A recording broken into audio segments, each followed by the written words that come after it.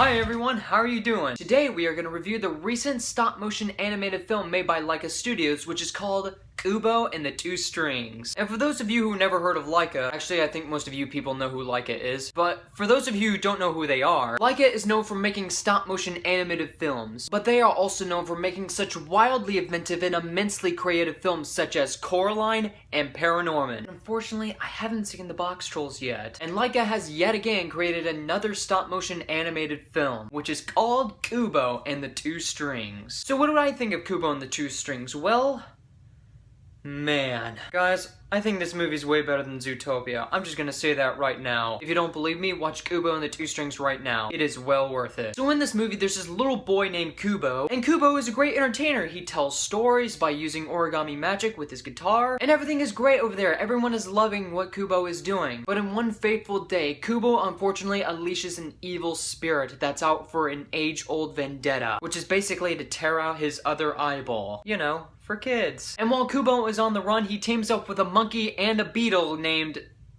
Monkey and Beetle. And so it's up to Kubo and his allies to take down the Moon King and to fulfill his heroic destiny. Okay, let's just state the obvious real quick first. The animation is some of the best animation I've seen all year. This just proves that making animation through stop motion is way better than making animation through a computer. But then again, I do like animated movies being processed through a computer. But still, the animation in this movie completely blows everyone's animated films out of the water. And yes, the characters are also great in the movie. Art Parkinson, who plays Kubo, he's really good in this film. And yet you also have cool characters in the movie. I mean, Charlize Theron was great as Monkey. Matthew McConaughey as Beetle is also a good character. And the friendly banter between Beetle and Monkey is actually really enjoyable to watch. The narrative is really smart and really genuine. It's like one of those plot lines we see in a movie that we've never seen before, but at the same time, the film is like a bedtime story. It's like an epic, a quest movie, kind of like the Odyssey and such. And yes, with all this masterful animation, there's some really good fight scenes. And as I was watching these fight scenes, I was wondering, my god, how many shots did it take to make this awesome fight scene? And what this film also really has is a lot of emotion and a lot of heart. It's very touching in the beginning and it's very touching at the very end. Do I have any complaints on this movie? No.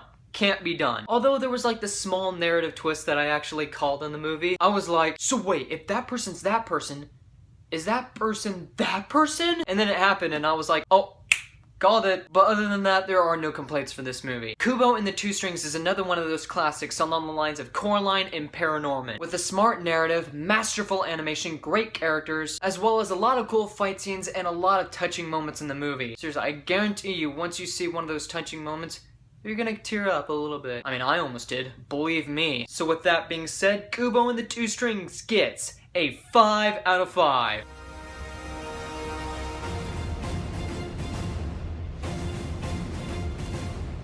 Man, I don't know anything can top this movie. Only time will tell when Disney's Moana comes out. Alright guys, so that was my review of Kubo and the Two Strings. Comment below, let me know what you thought about the movie. Find me on Facebook, Google+, or probably mention me on YouTube if you feel like it. My name is Nukem, and you have been blown away.